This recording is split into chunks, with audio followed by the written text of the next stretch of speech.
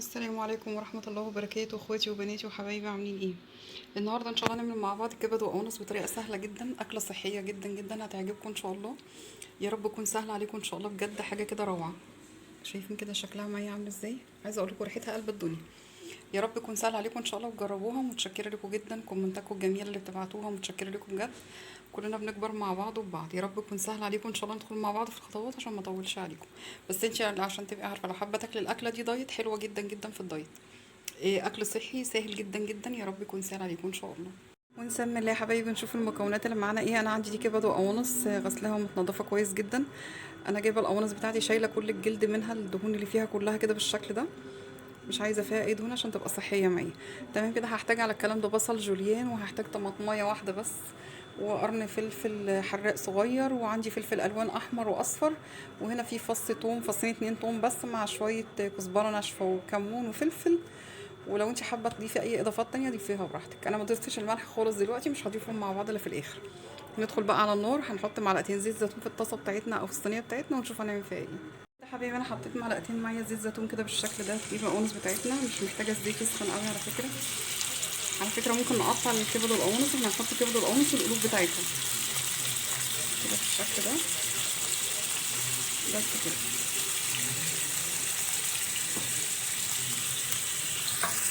هنقلب القوانص بتاعتنا والقلوب بالشكل ده. عايزه يا دوب بس تاخد صدمه كده على النار كده. نقلبها بالشكل ده كويس. نبتدي نجيب بقى البصل بتاعنا في المرحله دي.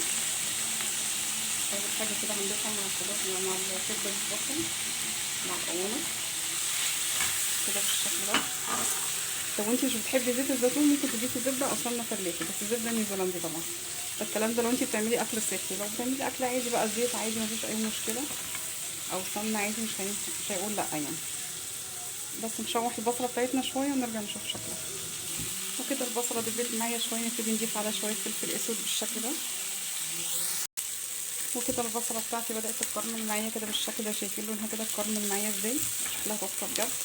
هنبتدي بقى نضيف الثوم بتاعنا بالتوابل اللي فيه كده. عايزه اقول لكم الريحه كده، لسه ما حطيتش الثومه والريحه تحفه. مش قادره اقول لكم بقى ريحه الثومه معاها عامله ازاي، بجد روعه.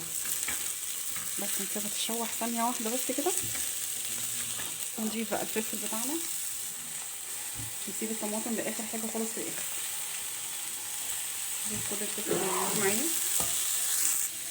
وكده خلاص الخضار بتاعي بدأ يدبل كده بالشكل ده. نبتدي بقى نضيف الكبد بتاعتنا كده بالطريقه دي.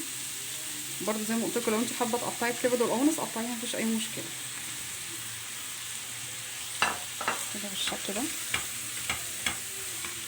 اسيبها بقى مع نفسها شويه كده تدي طعم مع بعضها كده، ونرجع نشوف هنعمل ايه.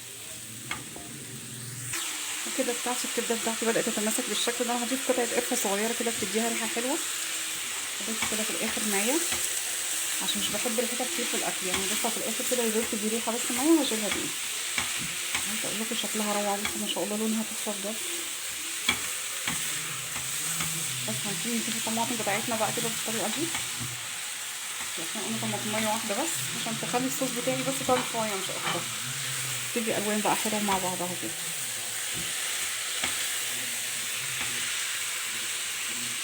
كده خلاص نبتدي نضيف الملح بتاعنا كده في الاخر. كده خلاص نبتدي نضيف الملح بتاعنا كده في الاخر.